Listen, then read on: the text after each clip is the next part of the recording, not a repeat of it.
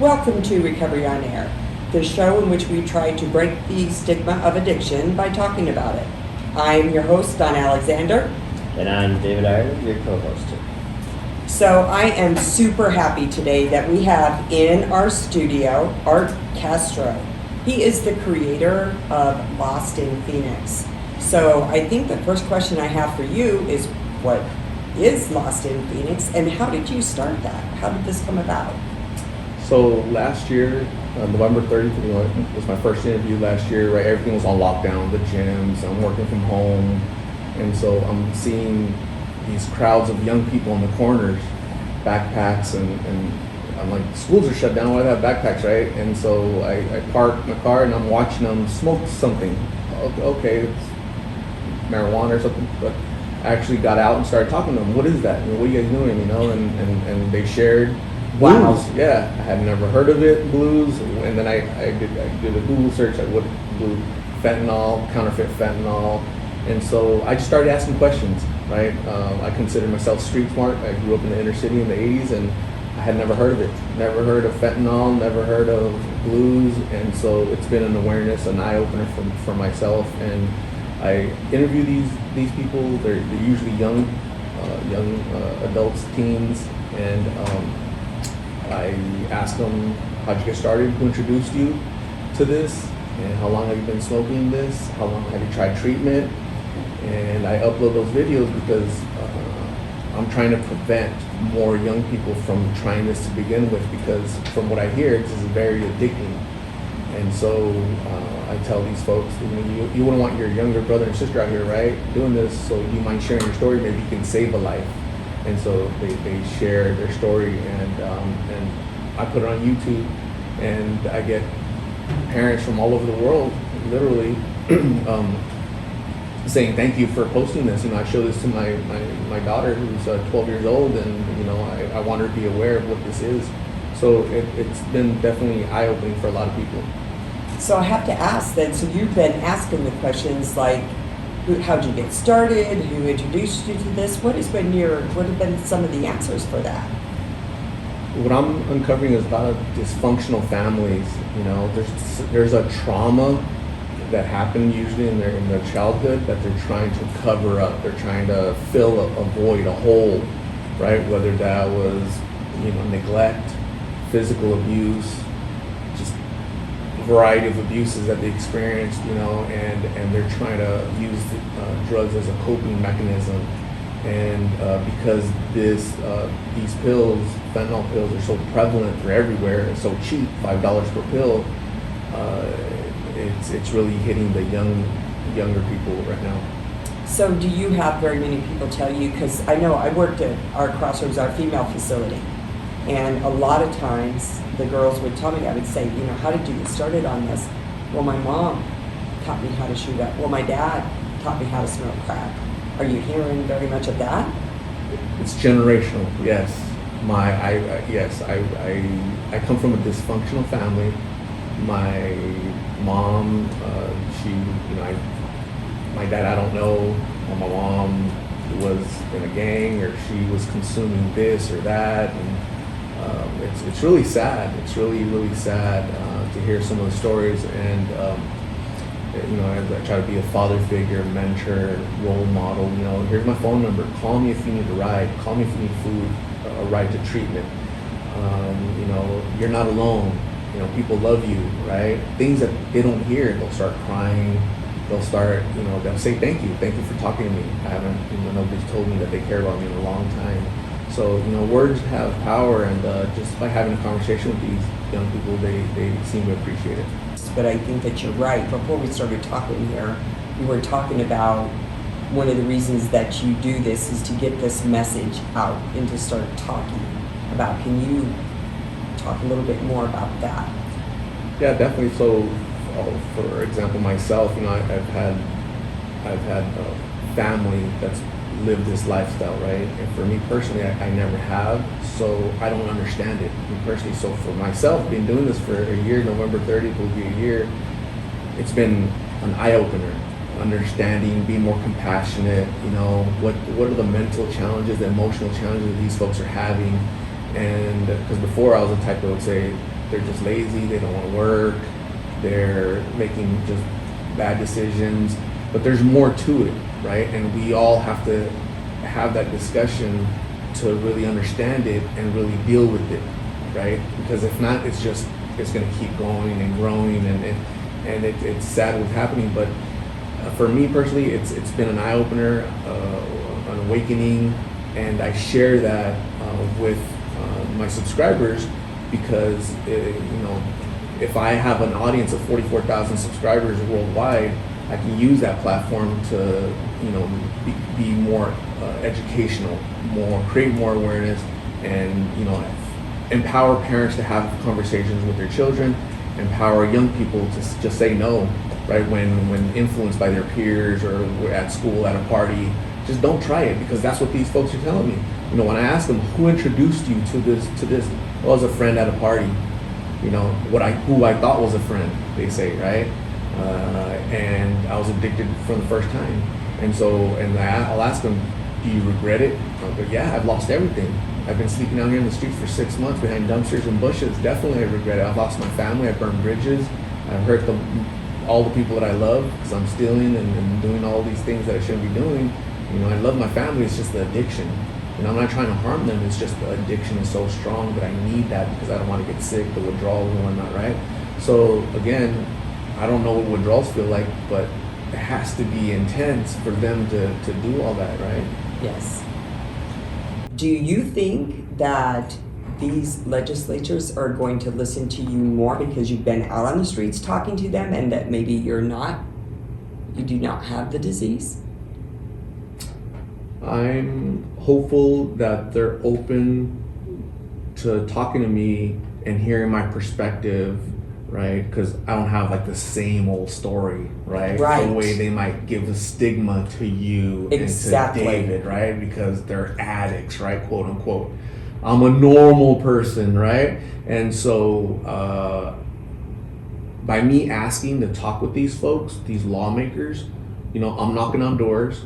Right, I've talked to Carrie Lake. She's a governor candidate for governor for the state of Arizona, and I'm asking her, okay, if you win, you're governor, how do we handle this? How do we battle this? Right? I'm planting a seed in her head to let her know that it's out there, and I'll hold her to account if she's to win. So this legislator from today that I'm gonna talk to, same thing. What do we do? How do we partner? How do we help these folks? Right? And I'm thankful that they're willing to listen. We just need to keep knocking on doors, and little by little we'll make a dent in it, I believe. And I agree with you, and I'm glad you're doing that. Thank you for that, because there is so much stigma. I want to hear about some of your stories and what keeps you motivated to keep going. I know it's the people. So what kind of stories are you hearing that keeps you motivated to get out there? I've interviewed over 270 people in this past year. November 30th will be my 1-year anniversary. I've been doing this, and there are success stories. So I can recount Jesus. He's from Tucson. He's 22 years old. I talked to him for 5 minutes, upload the video, and half of Tucson is calling me, like, hey, that's my friend, haven't seen him, that's my cousin, that's my this, that. And the mom called me, and so it took me 2 weeks to find him again. I find him, and I pick him up, let's go get some food, call your mom, let him borrow my phone, calls his mom and says, hey mom, and whose phone are you using? There's a YouTube guy, and he's in, he wants me, he's gonna take me to you. And she was 5 minutes away, she was looking for him. And I made a quick video of me reuniting them. Oh. She hadn't seen him in almost 3 years. Wow. Not knowing if he's alive, if he's in jail. So that's powerful, because after she hugged him for a long time and she's crying on his shoulder, she hugs me and tells me thank you. She takes him home, and he's doing a lot better. She sent me a picture. He looks healthy. He's working, and That's in amazing. recovery. So it's recovery is possible, is what I'm seeing. Last week, I interviewed a young man, 21 years old. At the end of the interview, I give him my card. Here's my phone number, my name. Call me if you ever need a ride to treatment. He accepts the card. I say, thank you, have a good day. I'm pulling back. He says, hey, can you take me to treatment? Shocked the heck out of me because that doesn't happen. Right. Right. I go, right now? He said, yes. Get in, let's go. I drive him to, he wanted to go to Copper Canyon in Avondale. I take him, let him borrow his phone, let him borrow my phone so he can call his mom. He said, you're gonna have to talk to her because she won't believe me.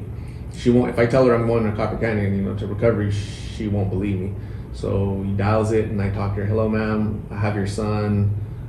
She got scared because she thought I was the police. I told her something bad, That's usually what it is. Right, but no, hey, this is my name, Lost in Phoenix. I was talking to him and I'm dropping him off here. You might want to come meet him. And she said, thank you very much. You just saved my son's life. So when parents are telling me that, that's impactful. That keeps me going and motivated. That sometimes these folks need a stranger to listen to them, talk to them, let them know that we care, and that sometimes that's enough, because they haven't had that.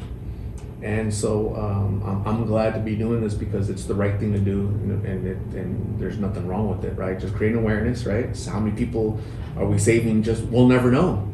That are watching, the thousands of people throughout the world that are watching this, they're feeling more empowered to say no, because I don't want to end up like these folks, right? And so I think that's a good thing. That's a really positive thing.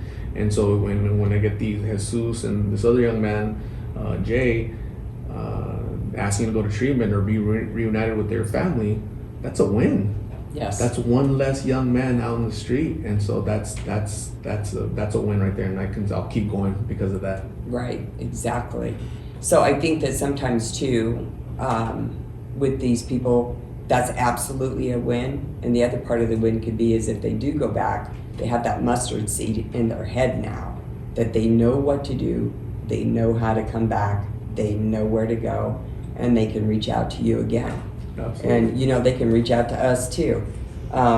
Another place that they can reach the parents that might be listening now, because you reach a lot of parents, is there's obviously organizations, and you've been talking about getting kind of a resource thing going. So there's PAL. Have you worked with them very much yet? I have not. Okay, so Parents of Addicted Loved Ones. And they are actually started here in Arizona as well. Okay. And I think that would be an amazing place for you to get connected up with too. Is Kim Humphreys is who started it. And so a lot of parents, we've got some that have lost their children that are now connected up with them. And it's a great place for parents to go to learn how to cope with their kid being out there on the street, not knowing where they're. I don't know how I can deal with that very well. Not knowing where they are. Right. That's what I hear from parents a lot is, if you see him, let me know. I haven't seen him in a year, 6 months. They're out there. I can't find them. I go driving after work every day. But since you're out there, please let them know that I love them, I miss them. Give them my number. And a lot of them don't know where they're at, and it's sad because what if they're gone? What if they're just missing? What if they move states? What if, because they're not in the right minds? And I'm a parent, right? And so I can't imagine that. I can't imagine that these folks are the same age as my children, and I can't imagine what they're going through and what my mom went through, right? Where at that time I was dismissive, right? That's just my brother being a knucklehead, just making bad decisions, but really there was no compassion and trying to understand. And that's just very dismissive, right? And I think as a society, we're dismissive right now, right? It isn't until you're affected or you're in that circle somehow, right, that you understand or you're a little bit more willing to be compassionate. And so I would love to partner with Crossroads, with PAL, whoever we need to make this a larger network of folks that understand and want to help this community. With every interview, there's a little bit of emotional drain, that it wears on you a little bit, Yes. The good thing is I'm able to deal with this pretty well. I feel good, but it's like a salesman, right? Every no, you get closer to a yes, right? So when they say, when I ask them, can I take you to treatment now? 99% say no, but there's that 1% possibility that there'll be another one that says yes, or hey, take me to my mom's, you know. And that's what keeps me going. And I think that's what we need to do, is let these folks know that people do care and love them, and there's plenty of resources. It's that will that we need to. One of the questions I ask these folks is, when you were younger, what did you want to become as an adult? Right? To remind them, right? I want to be a dancer, I want to be a veterinarian, I want to be a teacher, right? Oh, you have a big heart, you like helping people. Yes, I really love helping people. You know, the first person you need to help is yourself, so you can help other people. You know, so reminding them of what they were passionate about when they were younger. You know, let them know that they can still dream and realize their you know, what they always wanted. They're just stuck right now. They're making bad decisions, but it's okay, right? You're sick, you're ill. Let's try to get you the help. Okay, if not today, what about tomorrow, next week, next month? Here's my card. Please call me. I'll remind these folks. I'll say, you could possibly, with your story, you could possibly save a life. So you being out here isn't in vain. Your family's gonna be proud of you, knowing that by you having the courage to share your story, because that's hard.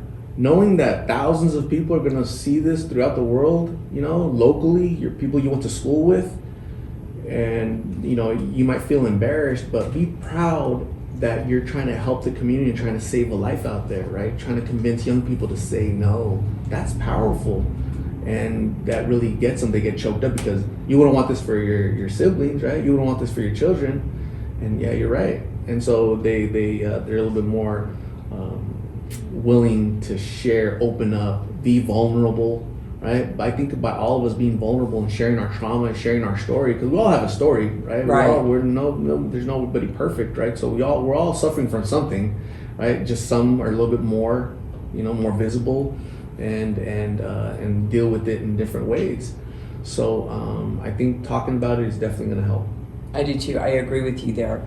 And I think that getting out on the street and getting right into the crux of what's going on, I mean, oftentimes, you know, and there's even songs about it, about people seeing people on the side of the street and go get a job. You know, this is a problem. Like, I watched one of your videos on somebody that I actually ended up knowing. And I'm looking at her and I'm thinking about her the way that I know her, and that she was a good worker. She's a good person. You know, she had some things that happened that caused her to have issues. But the problem is she doesn't have anybody to kind of watch her kids. She can't just leave them alone. She doesn't have anywhere to take a shower to be able to go to a job interview. She doesn't have a computer to set said job interview up. I mean, and what my hope is with this is that we have a lot of resources, like St. Joseph's the Worker and people like that maybe we can help get you connected to, that can help some of these people. But you're back to that same thing, is there's got to be some willingness there, and that one little piece, or just that one person, and then that one person maybe goes with you to do some of these interviews and says, hey, I was sitting where you are a while back and now look. We so appreciate you coming and spending some time with us and helping us understand a little bit more about what you're doing. And please know we're here to help you however we can. Thank you, Art. I appreciate you coming out today. Thank you, folks. I appreciate the invitation, opening your doors and talking to me, and let's continue to work together. Thank Absolutely. you. I'd love to do that. And this has been Recovery on Air. We'll see you next time.